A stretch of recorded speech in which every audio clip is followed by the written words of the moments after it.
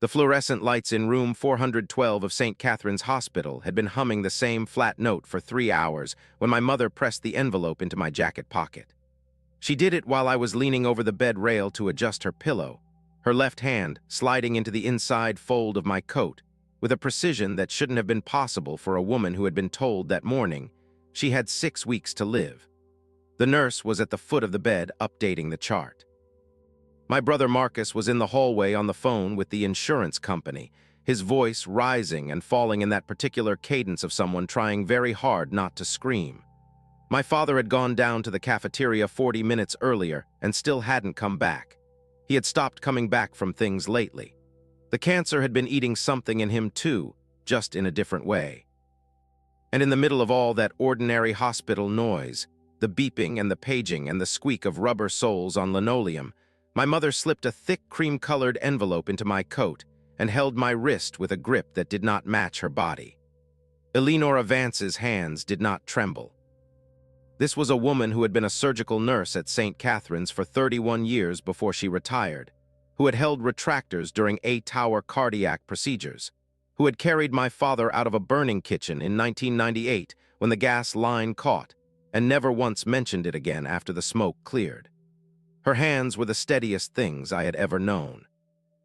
I had watched those hands stitch my forehead closed on the kitchen table when I was 9 because the emergency room was 40 minutes away, and she said she could do it cleaner anyway. I had watched those hands deliver my niece in the back seat of a Honda Civic on the side of Route 9 in a snowstorm in 2019. I was 36 years old, and in all the years I had been my mother's daughter, I had never once seen Eleanora Vance's hands shake. They were shaking now. "Don't open this here," she said. Her voice was barely above the hum of the IV pump, pitched below the murmur of the television mounted in the corner, below the soft thud of footsteps in the corridor outside her door. "Go home, lock the door, pack a small bag for you and Cora." "Mom, what? Listen to me, Theodora." She had not called me Theodora since I was 13 years old. To my mother, I had always been Teddy, Teddy Bear, Teddy Girl. The use of my full name landed in my chest like a stone dropped down a well. "They're watching the house. They've been watching for 3 days. You have 1 day, maybe less." Then she released my wrist, settled back into the pillows, and turned her face toward the window with the controlled exhale of a woman who had just completed a difficult task and could now permit herself a single breath. When the nurse looked up from the chart, my mother smiled at her and asked if it would be possible to get some apple juice. The nurse said, of course. The nurse left the room. My mother kept looking out the window at the parking lot below, at the gray February sky over Albany, at a flock of starlings that had settled on the roof of the parking garage across the street. I stood there with an envelope burning a hole through the lining of my coat and a sentence drilling itself into the back of my skull. "They're watching. You have 1 day." I looked at her face. She was 68 years old. She had 32 pounds less on her frame than she had carried at Thanksgiving. The chemotherapy had taken her hair in November and her appetite in December, and most of her color sometime in the second week of January. But her eyes, when they finally swung back from the window and found mine, were not the eyes of a dying woman. They were the eyes of a woman who had been waiting for this day for a very long time. I did not open the envelope in the hospital. I did not open it in the elevator going down to the parking deck. I did not open it in my car, even though my hands were already reaching into my coat before I had the door fully shut. Something in the way she had said, "Don't open this here," had carried the weight of an instruction given by a woman who had spent 3 decades giving instructions in operating rooms where deviation from protocol could end a life. I did not deviate. I sat in the driver's seat of my 2018 Subaru Outback in the 3rd level of the St. Catherine's parking garage, my breath fogging the windshield, my keys still in my hand, and I tried to assemble the previous 10 minutes into something that made sense. It would not assemble. My mother had handed me an envelope. My mother had said the word, "they." My mother had used my legal name for the first time in 23 years. My mother, who 6 hours earlier had been told by Dr. Pradeep Acharya that her pancreatic adenocarcinoma had spread to her liver, and that the most realistic timeline she should plan around was somewhere between 4 and 8 weeks. My mother, who had received that news with the composure of a woman accepting a grocery receipt, had nodded once and asked, if she could be discharged in time for my daughter's 4th birthday party on Saturday. My mother, who had not cried, who had not flinched, who had asked Dr. Acharya whether she should switch her morphine to the patch formulation because the oral dosing was interfering with her ability to read. That woman had just told me they were watching the house. I started the car. I drove out of the garage. I paid the attendant $6.75 and merged onto Washington Avenue heading west toward the interstate. My phone rang twice on the drive home. The first time it was Marcus, wanting to know where I had gone. I told him I had a migraine coming on and needed to lie down before I picked Cora up from preschool. He accepted this immediately because I do, in fact, get migraines, and because Marcus is a person who accepts surface explanations the way our father does, which is to say gratefully and without further inquiry. The second time it was my husband Daniel, asking if I wanted him to pick up something for dinner on his way back from the job site in Schenectady. I told him soup. I told him bread. I told him to get home as soon as he could because I needed to talk to him about something. He said he'd be there by 6.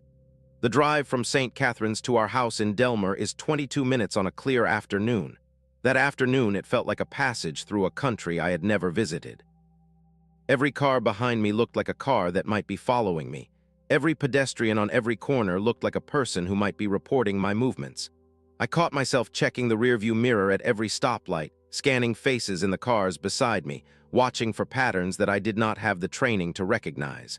I had never in my life been the kind of person who suspected she was being watched. I am a high school chemistry teacher. I drive a Subaru. I pack my daughter's lunch in a reusable bag with a watermelon on it. I do not get watched. But my mother had told me I was being watched, and my mother, whatever else she might be, was not a woman who said things she had not first verified to be true. I picked Cora up from Little Acorn Preschool at 3:15. She came running across the playroom in her purple coat with her backpack dragging behind her, her 2 front teeth still missing from the tumble off the kitchen stool in January, her hair in the lopsided pigtails her father had attempted that morning. She threw herself into my arms with the unguarded velocity of a child who had never had a reason to be afraid of anything. "Mama, guess what?" "What, baby?" "I drew a horse and Miss Henley said it was the best horse." I held her tighter than I needed to. I held her the way you hold something you have just been told is in danger. She squirmed and laughed and told me I was squishing her. I let her squirm. I buckled her into the car seat. I drove the 4 blocks home with both hands on the wheel and a stranger's voice inside my head saying, "One day, one day, one day." The house on Magnolia Lane was empty when we got home. Daniel wouldn't be back for another 2.5 hours. The street was quiet in that particular February way that suburban streets get quiet on a Tuesday afternoon, when the kids who walk home from school haven't been let out yet, and the parents who commute haven't come back yet, and the only sounds are the wind moving through the bare maples and the distant hum of a snowblower 3 houses down.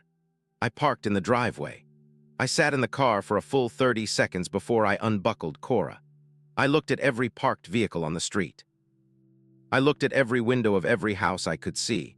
I did not know what I was looking for. I did not know how to look for it. But I looked anyway because my mother had told me to be afraid, and my mother had never once in her life told me to be afraid of anything. I unbuckled Cora. I carried her inside even though she insisted, as she always insisted, that she was a big girl and could walk by herself. I locked the front door behind us and slid the deadbolt, and then, for the first time in the 4 years we had owned the house, I engaged the chain lock that Daniel had installed for the previous owner, and that we had never once used. I set Cora up at the kitchen table with apple slices and her box of markers, and the new coloring book my mother had bought her last week. She started immediately on a page with 3 horses in a meadow because Cora, like every 4-year-old girl in America in February 2025, had entered the horse phase and could not be reasoned out of it. I poured myself a glass of water with hands that I noticed, distantly, were not entirely steady either. Apparently it ran in the family. Apparently we Vance women had a tremor we kept hidden until the day the truth caught up with us. I went into the small office off the living room. I closed the door. I sat in Daniel's desk chair and I took the envelope out of my coat pocket and I looked at it. It was thick, heavier than I had expected. The paper was the kind of cream-colored stationery my mother had used for her correspondence for as long as I could remember, the kind she ordered from a small printer in Rochester that still did letterpress work. My name was written across the front in her handwriting. Theodora, not Teddy, Theodora. I opened it. Inside was a folded letter, 7 pages, written on both sides in her careful slanted print. There was a small silver key with a number stamped on the bow, the kind of key that opens a safety deposit box. There was a USB drive in a plain black plastic shell with no label. And there was a business card, white with a blue Department of Justice seal, for a woman named Special Agent Vivienne Okonkwo, Federal Bureau of Investigation, Albany Resident Agency. I stared at the business card for a long time. I turned it over. The back was blank. I turned it again. The seal was real. The phone number had a 518 area code. The address was a federal building on Broadway in Albany that I had driven past hundreds of times in my life without ever wondering who worked inside it. I picked up the letter. I unfolded it. My mother's handwriting filled the first page in the same neat, slightly forward-leaning hand that had labeled every spice in our childhood kitchen and signed every report card and written out every Christmas card for 40 years. Teddy, it began. If you're reading this, it means I've finally run out of the courage to tell you in person, and I have to ask you to forgive me for that, even though I know I have no right to ask. I have been trying to tell you this since the day you turned 18. I am sorry it took me this long, and I am sorrier still that you are learning it in writing in a moment when you do not have the luxury of asking me questions face to face. You do not have time. None of us do. So I will be as quick and as clear as I can be, the way I taught the new nurses to be clear when they had bad news to deliver. Here it is. My name is not Eleanora Vance. It never was. I was born Ileana Mihailescu in Brasov, Romania in 1956. I came to this country in 1981 under a name that the United States government gave me. I have been living under that name, in that life, with your father and my children for 44 years. And there are people who have spent the last 6 months trying to find out where I am. I set the letter down on the desk. I could hear Cora in the kitchen, humming to herself, the muffled sound of marker tips squeaking against paper. I could hear the refrigerator. I could hear the wind. I could hear very faintly a car door close somewhere out on the street. I picked the letter back up. I will tell you the parts that matter and skip the parts that don't, because we don't have time for the parts that don't. I grew up in Brasov in a stone apartment building 3 blocks from the central square. My father was a railway engineer. My mother taught primary school. I had one younger brother, Andre. He was killed in 1972 at the age of 14 in what the state report described as an accidental drowning in the Olt River. He had been distributing samizdat pamphlets for a poetry circle that the Securitate had been monitoring for 2 years. He could not swim. He did not drown by accident. We were never permitted to see the body before the burial. I have spent 53 years knowing what they did to my brother and being unable to say it out loud. I trained as a surgical nurse at the Medical Institute in Cluj from 1974 to 1978. In 1979, at the age of 23, I was assigned to the psychiatric ward at Spitalul Numărul Unu in Bucharest. It was a teaching hospital, and the psychiatric ward had an excellent reputation for the rehabilitation of difficult cases. That was the public description. The private description, which every nurse on the ward learned within her first month, was different. The 4th floor of Spitalul Numărul Unu was where the Securitate brought people who had not yet been formally arrested, but who needed, in the language used by the captain who oversaw the floor, to be evaluated. The evaluations involved chemical restraints administered in doses that would have been criminal in any other context. They involved electroconvulsive therapy without anesthesia, repeated nightly for weeks. They involved the deliberate withholding of food and water. They involved, on the 8 occasions I personally witnessed it, the documented suicide of patients who could not possibly have suicided themselves, because the doses they had received that morning had rendered them incapable of standing up, much less of fashioning a noose from a bedsheet, and securing it to a ventilation grate 7 feet above the floor. I worked on the 4th floor for 2 years and 4 months. I watched 41 human beings die there. I memorized their names.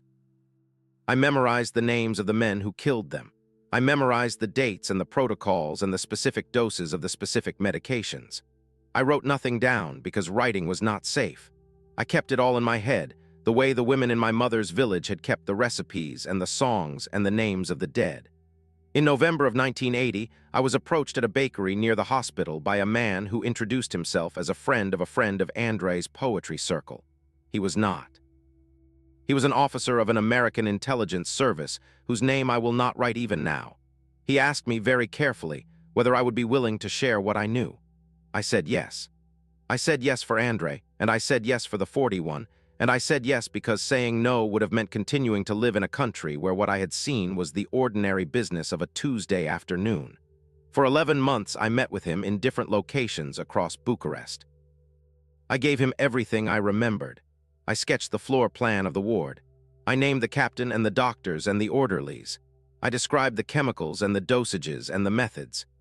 In October of 1981, the Securitate began to suspect that there was a leak from the 4th floor, and my contact informed me that I had less than 72 hours before I would be brought in for evaluation myself.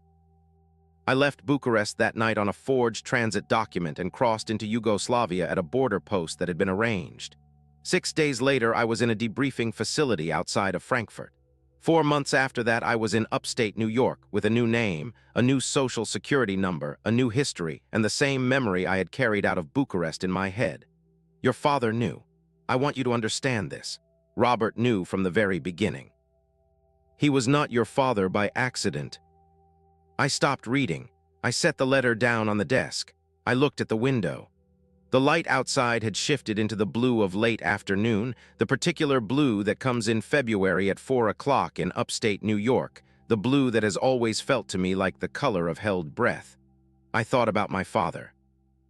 I thought about the man I had known for 36 years as Robert Vance, the quiet accountant from Schenectady who had taught me to fish and helped me with my math homework and walked me down the aisle at my wedding to a man named Daniel, who at that moment was driving home from a job site with bread and soup, not knowing that the woman he was coming home to was no longer the daughter of the people she had been the daughter of that morning.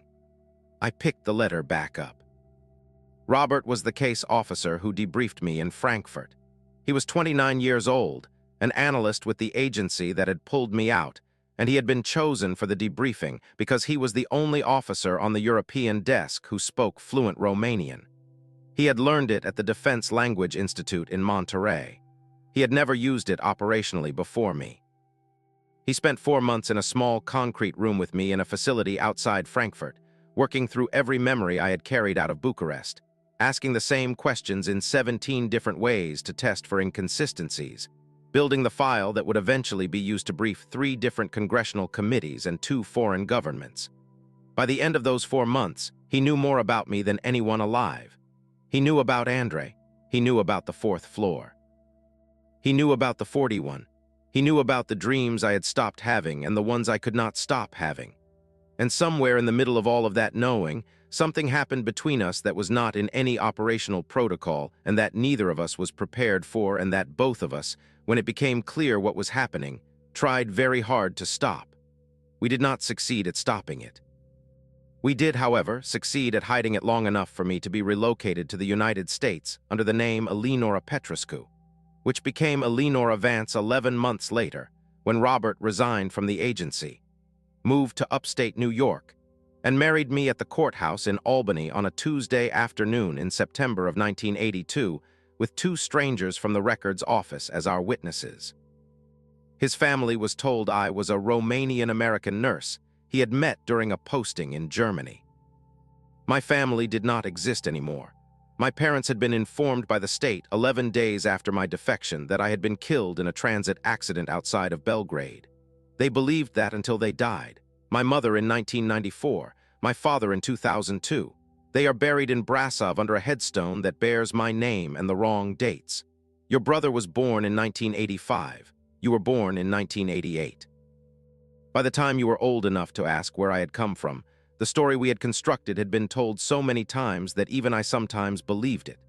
Eleanora Vance, formerly Petrescu, daughter of Romanian-American shopkeepers from Queens, trained as a nurse at NYU, met your father at a hospital fundraiser in 1982. It was a clean story. It accounted for the slight accent that never entirely faded. It accounted for the absence of any extended family on my side.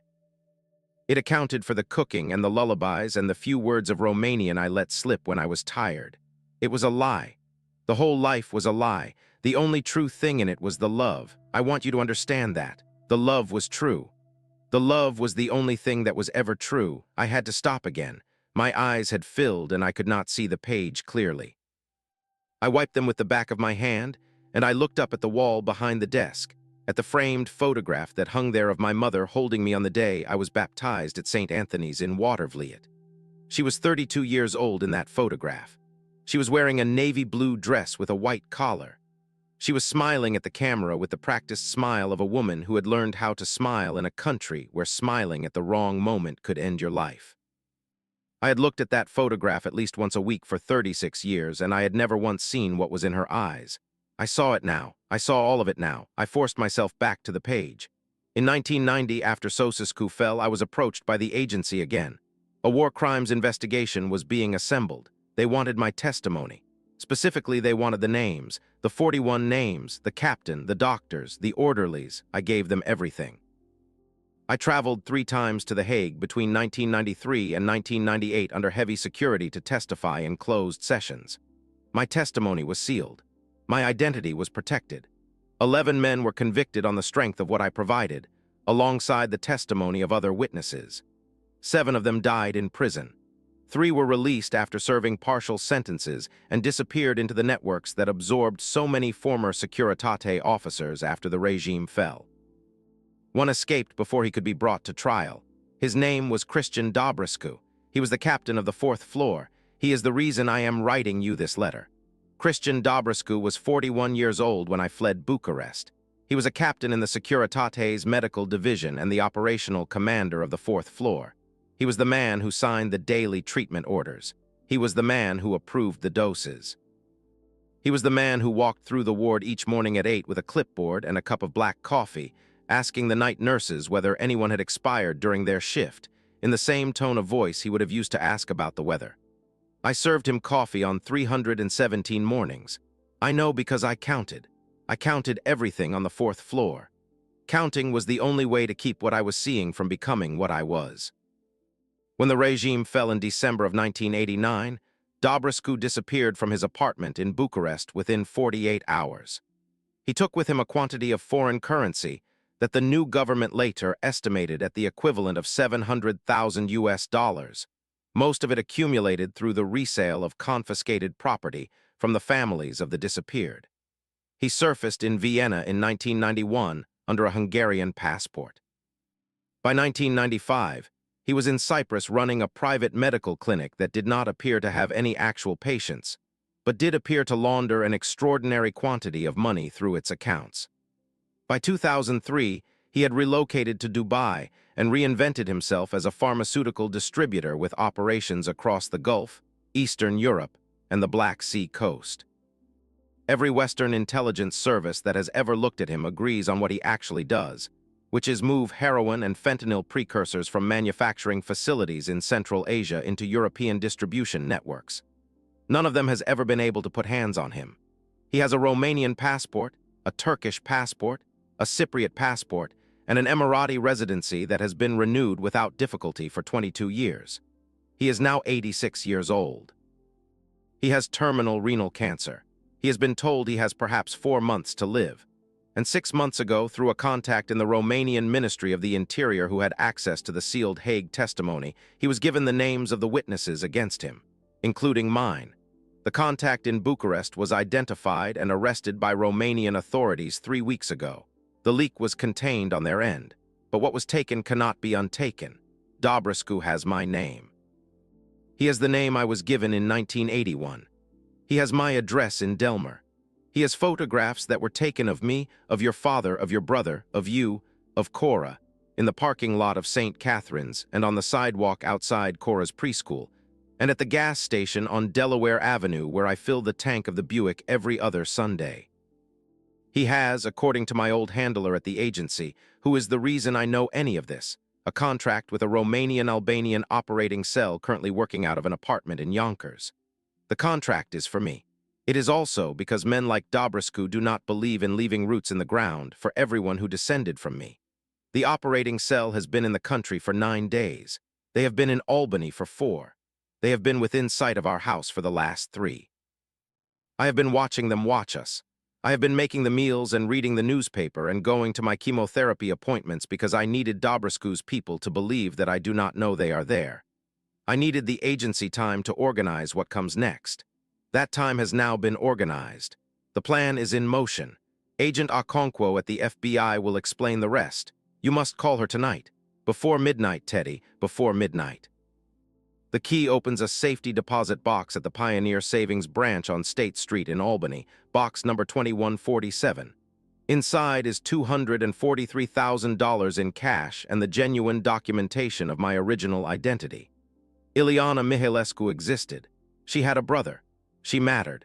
I want you to have the proof of her, in case I do not have the chance to tell you the rest in person. The drive contains digital copies of every page of testimony I gave at The Hague between 1993 and 1998. If anything happens to me before this is resolved, Agent Okonkwo will know what to do with it. So will you, now that you know. Your father knows everything that is in this letter. I told him this morning before they brought me to the hospital. He has been preparing for this conversation with you for 43 years, and he still did not know how to begin it, which is why he went to the cafeteria and did not come back. He is sitting in his car in the parking deck right now. He has been sitting there since 11 o'clock. He is waiting for you to call him. Please call him, Teddy. He is more afraid than I am, and I am very afraid. Pack a bag. Take Daniel and Cora. Go where Agent Okonkwo tells you to go. Do not stop to argue. Do not stop to question. Move. I love you. I have loved you from the moment I knew you existed, which was 3 weeks before any test confirmed it, because mothers know. I have loved you in the only language I had left to love anyone in, which was the language of a woman who had to bury her real name in order to keep her real heart. You were always the proof that the burial was worth it. You and your brother. The two of you were the country I built out of the country I lost. Forgive me when you can. Until then, just live. Live, Teddy, live and keep Cora living. That is all I have ever asked of any god I have prayed to in either of my languages. Mama. I sat at Daniel's desk for a long time without moving. I do not know how long. Long enough that the blue outside the window had become the gray-violet of early evening. Long enough that Cora had wandered to the office door twice to ask whether she could watch a show. Long enough that the heating system had cycled on and off and on again. When I finally stood up, my legs felt like they belonged to someone else. My hands felt like they belonged to someone else. The whole apartment of my body felt like a place I had been subletting for 36 years from a tenant whose name I had just been told. I went to the kitchen. I set Cora up on the couch with her tablet and her headphones and the episode of Blue Eye she had already watched 11 times that week. I kissed the top of her head. I tucked her blanket around her legs. I watched her for 10 seconds the way you watch something you are mentally photographing for a future in which you will need the photograph. Then I went back into the office, closed the door, and picked up my phone. I called my father first. He answered before the first ring had finished. Teddy, Dad, you read it. I read it. He made a sound on the other end of the line that I had never heard him make before. It was not quite a sob. It was the sound of something being released that had been held against its will for a very long time, the sound a pressure valve makes when it finally gives. I closed my eyes. I leaned my forehead against the cool surface of Daniel's monitor. Are you still in the parking deck? I said. Yes. Are you safe? Yes, there's a marked unit at the entrance, Agent Okonkwo's people. Okay, stay there. Don't come home. I'm going to call her now. I'm going to do what she tells me to do. We'll see each other when we see each other. Teddy. Yeah, Dad. I wanted to tell you for 30 years. I know. It was never my secret to give. It was hers, and she couldn't, and I couldn't, and the longer it went, the harder it got. I know, Dad. I love your mother more than I have ever loved anything in my life. I want you to know that. Whatever you read in there, whatever you have to think about me now, I want you to know that the love was real. The marriage was real. The family was real. The names were what they were, but the family was real. I was crying. I had not realized I had started, but I had. I know, I read it. She told me, it's okay, Dad, it's okay. It's not okay. No, but we're going to make it okay. We're going to do the thing she said, and we're going to make it okay. He breathed in. He breathed out. He gathered himself the way I had watched him gather himself 1,000 times across 1,000 small crises of my childhood, the way I now understood he had taught himself to gather himself over 4 decades of waiting for the other shoe to fall. Call the agent, he said. Go where she tells you. I'll see you when I see you, sweetheart. I love you, Dad. I love you, Teddy. I have loved you since before you were born, both of us have. Whatever else was a lie, that was never a lie." I hung up. I sat for 10 seconds with the phone in my hand. Then I pulled the business card out of the envelope, dialed the number, and held the phone against my ear with hands that were no longer steady at all. She answered on the second ring. "Okonkwo. Agent Okonkwo, this is Theodora Vance. I'm Eleanora Vance's daughter. I'm Ileana Mihailescu's daughter." There was a pause on the other end, brief, professional, but real. "Mrs. Vance, I've been waiting for your call." "Are you in your home right now?" "Yes." "Is your daughter with you?" "Yes." "Is your husband home yet?" "No, he'll be home in about 90 minutes. Listen to me very carefully, Mrs. Vance. Do not pack visibly. Do not turn on extra lights. Do not draw the curtains if they are currently open, and do not open them if they are currently drawn. Maintain the appearance of an ordinary evening. There are 2 surveillance vehicles on your street right now that we have been tracking since they arrived in Delmer 3 days ago. There is also a federal team within a block of your house, and there has been since 1 o'clock this afternoon. You have not been alone since your mother gave you that envelope. I want you to hear me say that. You have not been alone for 1 minute." I sat down on the floor of the office. I had not planned to. My legs simply decided on my behalf that sitting was the appropriate response. "What happens now?" I said. "Now," she said, "we wait for your husband to come home, and then very quietly you and your family take a small overnight trip to visit a relative. We have arranged the relative. We have arranged the destination. We have arranged everything. All you have to do, Mrs. Vance, is exactly what I tell you to do, in the order I tell you to do it. Okay? Your mother is one of the bravest human beings this bureau has ever had a relationship with. We are not going to let what happened in Bucharest finish itself in Albany. You have my word on that."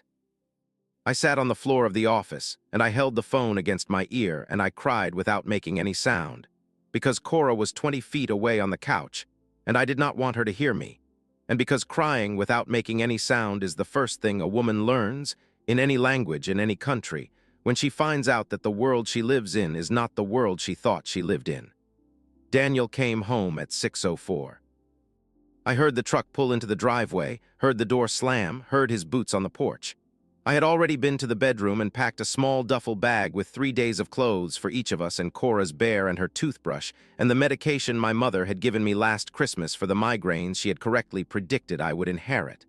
I had packed the way Agent Okonkwo had instructed me to pack, quietly, below the windows, with the lights off in the bedroom and the hallway, as though I were a woman wrapping a surprise gift in a house where the recipient might walk in at any moment. Daniel opened the front door carrying a brown paper bag with the soup and the bread. He saw my face. He set the bag down on the entry table without taking his coat off. "What happened?" he said. I told him in the kitchen in a low voice, while Cora watched her show on the couch 10 feet away with her headphones on. I told him in 5 sentences. My mother is not who we thought she was. There are people watching the house. The FBI is outside. We have to leave tonight. Cora cannot know anything is wrong. Daniel looked at me. He is a man who works in commercial construction. He builds parking structures and small office buildings, and once, in 2021, a 3-story addition to a hospital in Glens Falls. He is not a man who is given to imagination or to drama. He is a man who measures twice and cuts once and assumes, until shown otherwise, that the universe operates on similar principles. He looked at me for perhaps 4 seconds. Then he nodded. "What do you need me to do?" he said. "Get your overnight bag from the closet, pack what you'd pack for 2 days, don't turn on the bedroom light, bring it down here. I'll get Cora ready when the agent tells us it's time." "Okay, Daniel. Yeah, I'm sorry." He put his hand on the back of my neck. He pulled my forehead against his. He held it there for 3 seconds. He said, "You don't get to be sorry for this. None of this is yours to be sorry for. We are going to do exactly what they tell us to do, and we are going to come back to this house, and we are going to have the rest of our life. Do you hear me?" I nodded. "Say it back." "We are going to have the rest of our life." "Good." He kissed my forehead. He went upstairs.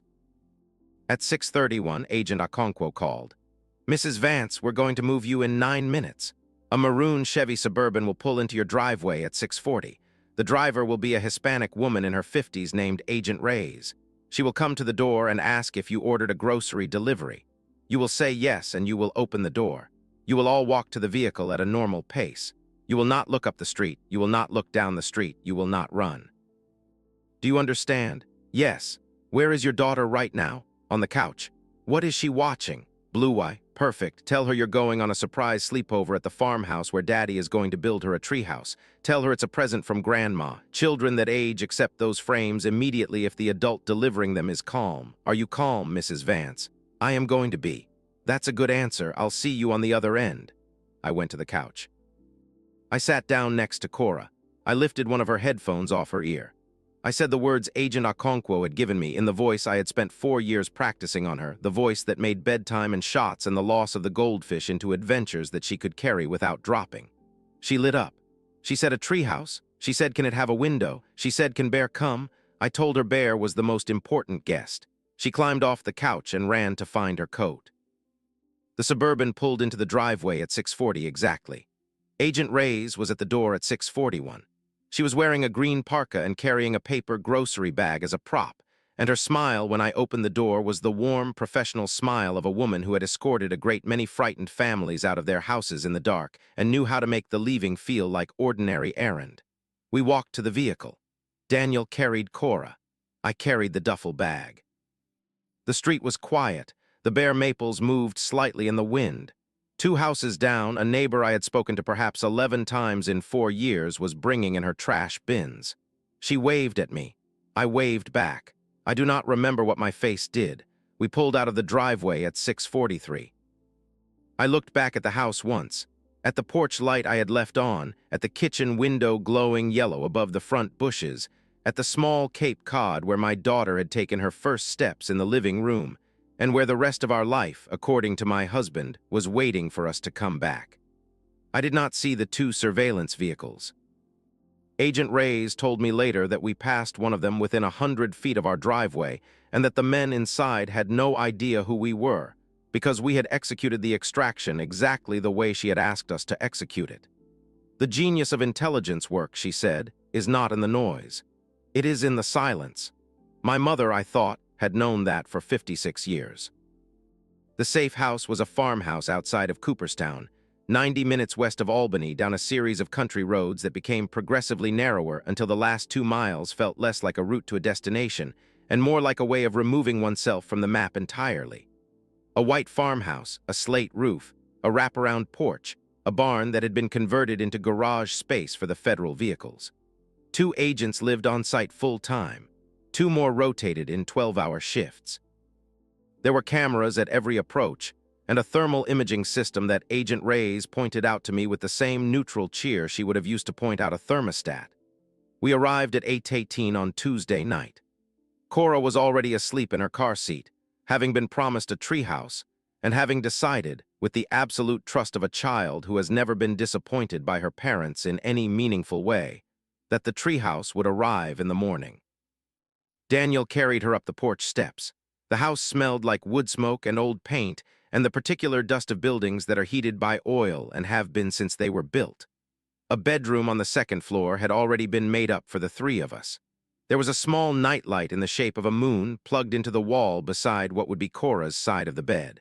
Someone had thought about that. Someone had thought about a 4-year-old who would need to be able to find the bathroom in a strange house. My father arrived 90 minutes after we did, in a separate vehicle, carrying a small suitcase and a paper grocery bag containing the prescription medications my mother would need for the next 10 days. He had not been to the farmhouse before, but he walked into the kitchen the way a man walks into a kitchen he has been imagining for 40 years. He hugged me without speaking. He held on for a long time. When he finally let go, he put his hand flat against the side of my face the way he had when I was small and he was checking for fever, and he said, "I am so sorry, Teddy. I am so sorry it had to be like this." My mother arrived the next morning at 9:20. She had been transported in a medical transport van from St. Catharines with a federal escort and a palliative care nurse named Joanne who would be with her for the duration of the stay. She walked into the farmhouse on her own legs, refusing the wheelchair the agents had brought, holding my father's arm and Joanne's arm and moving with the deliberate, slow grace of a woman who had decided that whatever indignities her body was going to subject her to, walking into a room where her daughter was waiting was not going to be one of them. Cora ran to her. My mother knelt down. The kneeling cost her something. I watched it cost her something. But she did it, and she put her arms around my daughter, and she said, "Hello, my treasure. Did Daddy build you a treehouse yet?" And Cora said, Not yet, but he's going to, and my mother said, then we will both have something to look forward to. The federal operation moved on the Yonkers cell at 4 o'clock the following morning. 6 members of a Romanian-Albanian organized crime cell were taken into custody simultaneously at 3 separate addresses across Westchester County. In the apartment where they had been operating, agents recovered an arsenal sufficient to equip a small infantry unit, 11 mobile phones with international SIM cards, a printed dossier on my mother that ran to 93 pages, and a set of photographs of my family that I will not describe here, except to say that there were photographs of Cora at the playground at her preschool from the previous Friday, and that I will not, as long as I live, forget the angle from which they had been taken. In Dubai, 11 hours later, Christian Dobrescu was arrested at his residence on the basis of an Interpol red notice that had been waiting for the right moment to be activated. The Emirati authorities, who had not been inclined to act on the earlier notices, had been persuaded by the specific evidence of an active murder-for-hire plot against a witness on American soil and the diplomatic communication that accompanied it. He was extradited to the Netherlands 6 weeks later. He died in custody in a hospital in Scheveningen in May of 2025, 3 days before his trial was scheduled to begin. He never gave a statement. He never expressed remorse. He was 86 years old and he weighed 91 pounds, and the prison medical report listed the cause of death as renal failure, which is a clean clinical phrase for what was, in fact, the slow consumption of a body by a sickness it had earned. We stayed at the farmhouse for 19 days. My mother lived 27 days beyond the diagnosis Dr. Acharya had given her. She died on a Saturday afternoon at the farmhouse, in a bedroom on the 2nd floor, with my father holding her left hand and me holding her right hand, and Cora asleep on the foot of the bed because she had refused to leave her grandmother's side for the last 48 hours, and we had decided, all of us, that the only thing more cruel than letting her stay was the alternative. My mother's last words were in Romanian. I did not understand them at the time. My father did. He has not yet told me what they were. He says he will when the right day comes. I trust him to know what day that is. 10 months have passed. It is December of 2025. The first real snow of the season fell last week in Delmer, the kind of snow that arrives in the afternoon and is still on the lawns the next morning, the kind that makes the bare maples look like they have been sketched onto the sky in white pencil. Cora is 5 now. She lost another tooth in October and gained 2 inches since August and has moved on from horses to a quieter, more durable obsession with the planets, which she can name in order, including the dwarf ones, with the patient exactness of a child who has decided that knowing things correctly is its own form of magic. I am back at Bethlehem Central High School, teaching chemistry to juniors and seniors, the same job I have held for 11 years. The students do not know what happened to me last February. My principal knows in the most general terms. 2 of my closest colleagues know slightly more. Everyone else accepted the explanation that my mother had died and I had taken a longer leave than expected, which is true, and which is also one of the small accurate sentences that can be used to cover a much larger story without lying. My father moved into a smaller house in May. He could not stay in the house he had shared with my mother for 38 years. He found a 1-bedroom cottage on the river outside of Coxsackie, and he spends most of his afternoons on the porch reading the Romanian language histories my mother left in boxes in the attic that none of us had ever opened. He is teaching himself her first language at 69 years old. He says it is the closest thing to talking to her that he has been able to find. He says he should have learned it 40 years ago. He says a lot of things now that he did not say before, because the silence that had held our family together had also, in ways none of us fully understood, been holding each of us apart. Marcus took it hardest. He is an engineer, like our grandfather on Dad's side, and engineers, as a class, do not respond well to being told that the foundation they thought they were standing on was not the foundation that was actually there. He went quiet for 2 months. He missed Easter. In June, he drove up to Coxsackie unannounced and sat on the porch with our father for 9 hours, and when he came home that night, he called me and cried on the phone for the first time since he was 11 years old. He is still working through it. He will be working through it for a long time. So will I, so will all of us. There is no completion to a thing like this. There is only the slow accommodation of a new shape inside the same body. I have her real name now. Ileana Mihailescu. I have a birth certificate from Brasov and a school photograph of a serious, dark-eyed girl of 9 standing in front of a stone wall. And I have the names of my grandparents, who I will never meet, and the name of my Uncle Andre, who was murdered at 14 for the crime of believing that words on paper could be the beginning of something. I have begun the paperwork to add Mihailescu to Cora's middle names. It will not undo what was hidden. It will say, in the only language a birth certificate speaks, that the burying is done, that the woman who carried it all has been set down, that the country my mother built out of the country she lost will not, in our family, be lost a second time. Last Sunday, I was at the kitchen sink washing the dinner dishes, and Cora came in carrying a piece of construction paper covered in a sprawl of green crayon shapes, and she said, "Mama, look, I drew the safe house." Remember the safe house, where we went on the surprise trip when Bunica got sick? She had never used that word before. Bunica. It is the Romanian word for grandmother. I do not know where she learned it. Maybe from my mother in the last week at the farmhouse when I was not in the room. Maybe from my father, who has been speaking it under his breath in the kitchen at our house at Sunday dinners. Maybe from somewhere else, somewhere children get the words they get, which is to say from everywhere at once. I knelt down on the kitchen floor in front of her and I looked at her drawing, and I told her it was the most beautiful house I had ever seen. Now I want to ask you something. If someone you loved handed you an envelope and said you have one day, would you open it standing there, or would you wait until you were home? Would you trust without question, or would you need to ask first? And have you ever found out in a single afternoon that someone you had known your entire life had also been someone else for all of it? Someone who carried a second name and a second country and a second silence so that you could grow up never having to carry any of them yourself. If you have, you know the feeling. The floor moves, the room rearranges itself, and what you are left with after the rearranging settles is not less love, it is more. It is the kind of love you did not know was possible to feel because you did not know, until that afternoon, what it had cost someone to give it to you in the first place.